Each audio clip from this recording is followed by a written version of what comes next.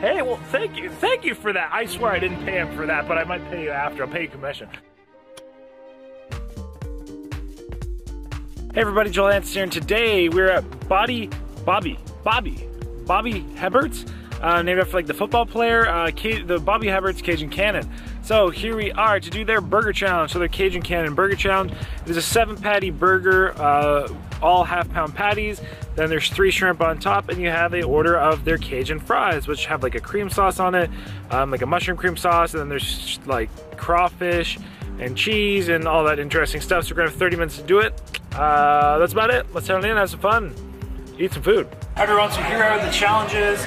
Mine's fallen over, so I'm just gonna put it on its side. But yeah, it looks really good. Lots of burgers, no shortage there.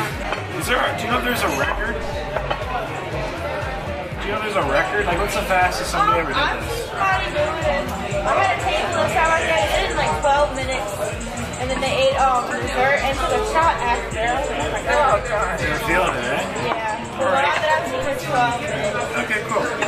Alright, so we're gonna have 30 minutes. So we'll get started here in just a moment. Timer starts when we take our first bite. These shrimps look really good. Yeah. Big old shrimps.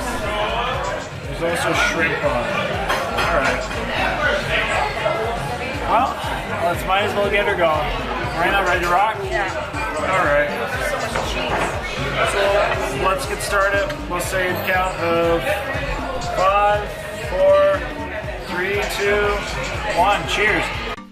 Hey everyone, welcome to this video where today we're at Bobby Hebbert's in Metairie, basically New Orleans, Louisiana. So this is a very well-known food challenge in the area, being New Orleans doesn't offer that many food challenges, and of them that it does offer, the 2 most notable, most distinguishable, and the ones that have definitely probably been around the longest as well, would be this one, the Bobby Hebbert's, and then also the pancake challenge at the Louisiana Grill. So very excited to be able to come and do this challenge. It was one I've been wanting to do for quite a while actually. I saw Randy Santel do this years ago. I'm talking probably like 2015, maybe even, we'll say 2015.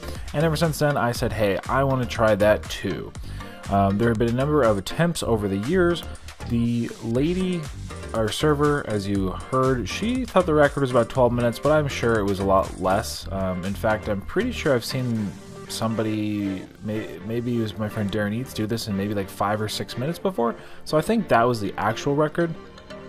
At the time I was not sure of that. I thought it was more along the lines of 12 minutes.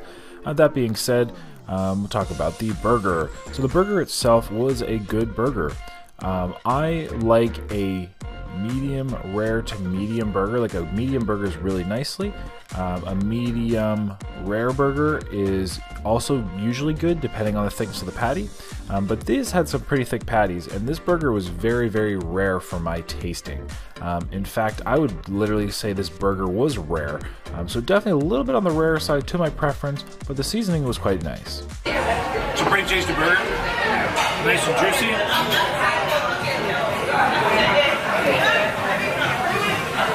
The burger, my burger, when it came out actually, I asked for a new plate because there was so much burger juice in the bottom, like literally like a whole half a centimeter or like a half an inch, quarter of an inch of just pure juice, because it was so rare. Like the juices, and this was not just, you know, we'll say fat, it was literally still the burger moisture, the red juices, etc. So like I said, it was definitely a little bit rare for my preference, but nonetheless I have no complaints about that.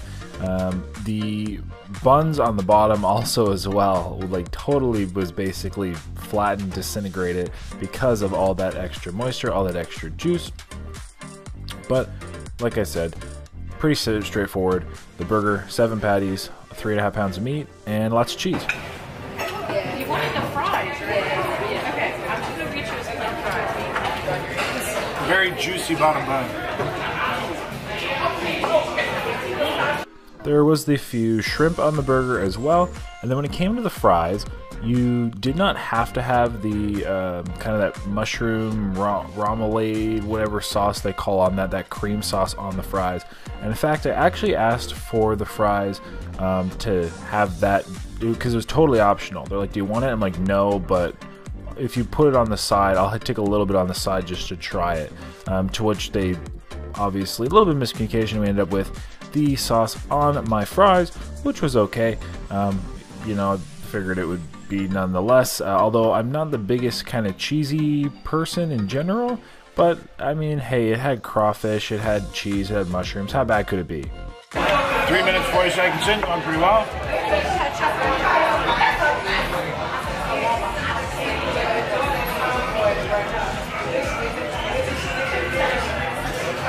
For this challenge, I was definitely kind of lacking in energy. This was the second challenge of the day. I had just done a challenge prior to this, and I tell you what, I was very, very much feeling it. I was very full, and I was finding this challenge quite difficult to eat just because I was so full, but I wanted to get through it. I knew we had 30 minutes to do it, and I was confident, at least hopingly confident, that I would be able to do it in the 30 minutes, but I was not sure how long ultimately it would take me. And we have their Cajun fries.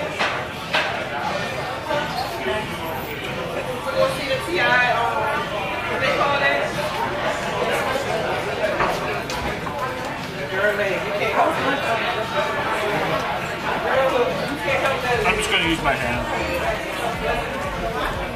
If you complete the challenge, you do get the meal for free, and you also do get a sweet t-shirt. So that was ultimately the goal, and if not, I believe the challenge was $40, $40, $45, $35, about $40 roughly. So yeah, ultimately these cheese fries, they weren't bad. They, again, were just a basic french fry, which was fine. I liked the cream sauce-ish aspect. It was very, very, very rich. Kind of reminded me of like a cream of mushroom soup. However, then we had, like, again, the added cheese. The crawfish in there added a little bit of flavor, maybe a little bit of a Cajun kind of flair to it. So kind of like a mushroom soup with a Cajun flair with the cheese. So, you know, like I said, it was pretty good overall. It was pretty interesting. It was definitely an interesting taste. And like I said, I know this sauce or a similar sauce, the name is slipping my mind, remoulade, whatever it is. It's pretty common kind of sauce in this Cajun, in this Creole kind of cuisine, in this cooking, you know, New Orleans area. Definitely a sauce that you would see served with a number of different items, whether for dipping or items drenched in it. It's kind of, like I said, it's a kind of, I don't know, it's a New Orleans area kind of thing, which, I mean, how can you go wrong? Kind of a creamy sauce, kind of like kind of cream of mushroom in this case, but creamy sauce with either seafood or different flavors and etc., etc. I mean, what's wrong with that, right? But I think that's all the information I have for you today, so I'll let you get to the rest of the video, and let's see what happens.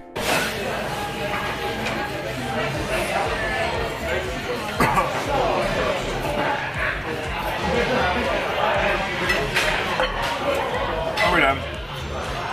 About 6.5 minutes, something like that. Pretty tasty, enjoyed the burger. Fries are very interesting, Cajun fries, had nice cream sauce on them, some crawfish in there.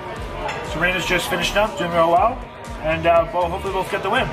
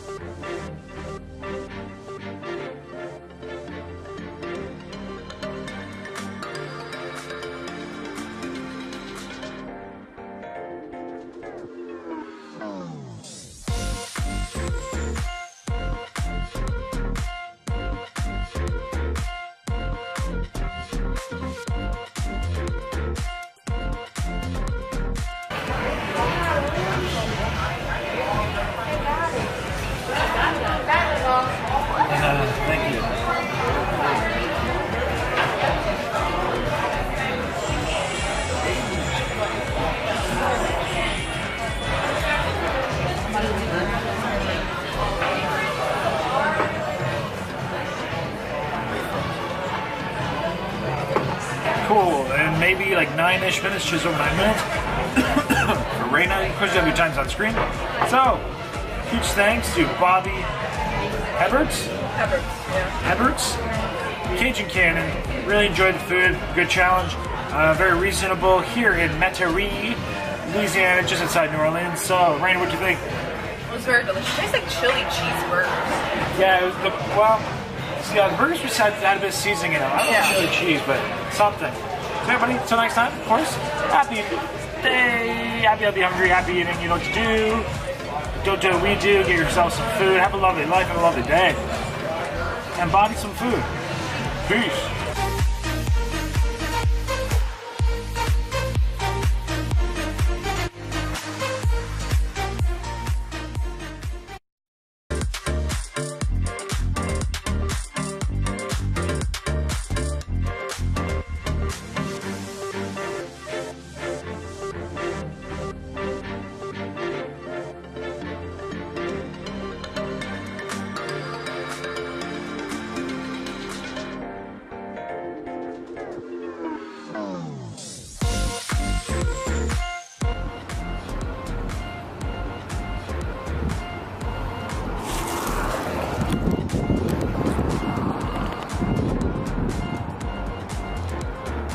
It literally looks like a castle.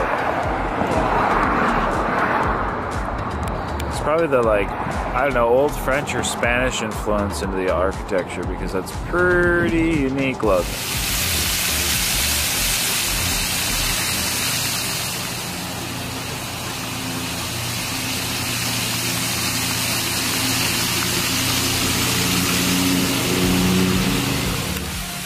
Interestingly enough, this fountain is here because during the Spanish domain of Baton Rouge, Independence Street ran through this area, and it was named that because the convicted criminals would walk along their way to receive their sentencing at the commandant's house, which is now where the old state capitol stands. Which the old state capitol is there.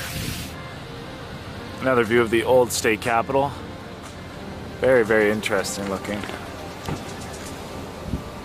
Did some maintenance there. Here we have a great big arch of some sort, which is very unique looking.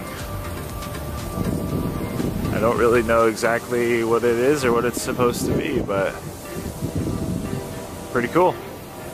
Right by the old state capitol. Then we have this fountain, which I'm not sure exactly what it is.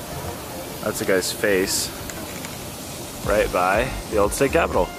And there we have another person's face with a couple other faces. Very interesting. And down here at Riverside Rest Wild Park, dedicated to Louisiana veterans of all wars. It's very interesting. Like, it's just like kind of a relaxing, you know, green space. What's really funny, and a lot of people might not realize, so this is a leaf from one of the trees, and it's very waxy, it's very thick, like it's quite hard to rip. And this is just like a tree of the south that have these thick waxy leaves, and why they have to have that is because they need the protection from the heat. Whereas if you go up Canada or real northern states, the trees aren't having such thick and waxy leaves. It's very they're a lot softer, more delicate, because they don't have the same heat they have to struggle with. So there goes your lesson for the day. Alright everybody, we're down here on the Mississippi River. It's very beautiful. I'm going to show you. I just dropped my camera and I cracked the casing on it. I thought it was absolutely toast. It appears to still be working. So I hope that this is actually working, and I guess we'll have to be probably upgrading my camera a little earlier at some point, but I will say I'm lucky that when it fell, it wasn't on the front, so it didn't crack the lens, but my camera casing is cracked. Obviously I can't really show you because it's on the camera, but anyway, here's the Mississippi River, which we are a day before the hurricane and our storm, so we're kind of a good time to be here. Got a great big bridge, got a little dock down there, got a boat down there as well. But yeah, so very beautiful. That is the Port of Baton Rouge over there. I don't know if you can see the sign. Port of Baton Rouge. And yeah, Mississippi River. So it's really cool. This is right on the basically downtown or old downtown of Baton Rouge. So yeah, pretty cool, and I'm very thankful my camera at least now appears to be working, so fingers crossed everybody. Otherwise that will put a bit of change in our plans. So thank you. Thank you. Then we have this thing, which is pretty cool. It's like a casing around a ball. There we are. There we are again. Yeah, and right by the water here. And what's called, oh, it says, what does this say? Probably Rouge? Baton, is this, yeah, Baton Rouge, big letters. And along the river here we have this little port pier, it's not a port, not a pier, it's like a, I don't know, an outlet. But look, you can see where the water has risen up and the trees have gotten stuck. These are all like trees, right here, those are all trees on like the pathway. So it's kind of messed up at the moment and damaged by trees and water, but just kind of goes to show. And then here, I guess you'd probably consider this a levee. So over here when the levee breaks. Hopefully it doesn't happen here tomorrow. Here we have the USS Kidd, which is a battleship docked in, I'm actually assuming it's retired, but in Baton Rouge here. And you can go out on this thingy thing. And over here you also have some more fountains. You have your flags. We have another monument of some sort. And right there is what they call the River Center, Baton Rouge. Pretty cool. And here we're out on the outlet thingy thing. There's the battleship again from a different angle. There over there looks like a great big kind of old steamboat thing. And then again, obviously the water, not drop my camera again, especially down to the water, but there's the Mississippi River. And all the things around. Pretty cool. And here's this thing. So it's a Purple Heart ship.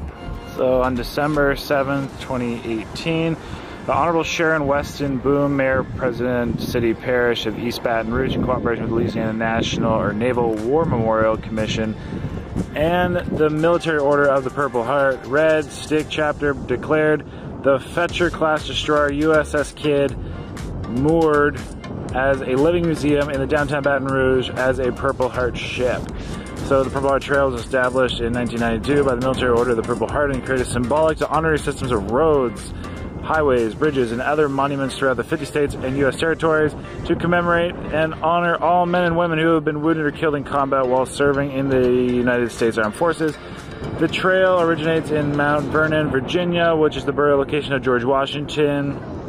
Purple Heart Medal is specifically a combat declaration and is our nation's oldest military medal and is the first created by General George Washington in 1782 and was known as the Badge of Military Merit. Purple Heart Medal is only awarded to members of the Armed Forces of the United States who have either been wounded or killed in action by an enemy of the United States. On April 11th, 1945, so this will be the Second World War, the USS Kidd was struck by Japanese kamikaze aircrafts while on radar picket duty 90 miles east of Okinawa. This attack resulted in the deaths of 38 of her crew and wounded 55 more. Several more crewmen were known to have been wounded but did not report their injuries, considering them minor compared to those who are already suffered by their shipmates. So this is from Pearl Harbor, basically. The USS Kidd. Pretty cool. And there's the USS Kidd, so the battleship. Pretty cool. Pretty cool.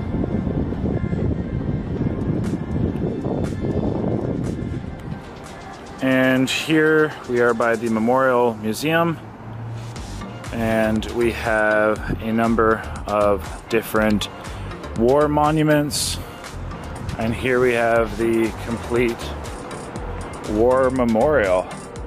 This is very large. This goes all the way back to the Revolutionary War. That's impressive. So like we're talking 1700s, War of 1812, Mexican War, continued war between the states. That's interesting. War with Spain, World War I, World War I, we have World War II, which is giant. Oh my gosh. World War II goes all the way from, where's my finger? Hold on. World War II goes all the way from right there. Sorry, that one. To all the way to right there. There it starts the Korean War. And the Korean War, Vietnam War. That was, wow, that was a lot of casualties too. Lebanon, and then the war against terrorism, Iraq, Afghanistan, September 11th. And yeah, then a few others individuals. This is pretty shocking, pretty crazy. Again, always a very emotional place here at the War Memorial. I do not know the dignity of their birth, but I do know the glory of their death. They died unquestioning, uncomplaining, with faith in their hearts and on their lips the hope that we could go on to victory, always for them. Duty, honor, country. General Douglas MacArthur. Hey everyone, thank you so much for watching today's video. I really appreciate it. Also, I want you to join the Happy, Healthy, Hungry family. That's right, guys. Hit that subscribe button right there. Hit that little thing that looks like my face. And then I picked 2 videos out specifically for you. Yes, that's right. I picked out 2 videos just for you. I know you're going to like them. So real quick, hit one of these right here. This video is going to go away in a couple seconds. So please hit them. 3, 2, 1. Click one. Let's go.